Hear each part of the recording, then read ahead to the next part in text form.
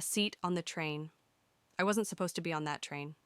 My morning meeting had been canceled last minute, and I decided to catch an earlier ride to the city instead of wasting the day. The platform was cold, the kind of cold that creeps into your bones, and I was more focused on warming my hands with my coffee than on the people around me. When the doors opened, I slipped inside and took a seat by the window. That's when I noticed him, standing in the aisle, scanning for a place to sit. Our eyes met for a fraction of a second before I looked away, but something about him made my stomach twist in a way I couldn't explain.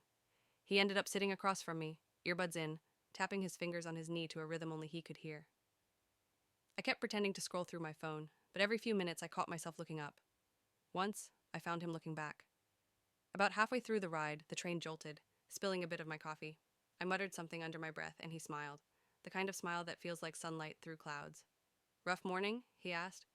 We talked for the rest of the trip. His name was Daniel. He worked in the city but lived in a small town near mine. He loved photography, hated olives, and thought early mornings were the universe's worst idea.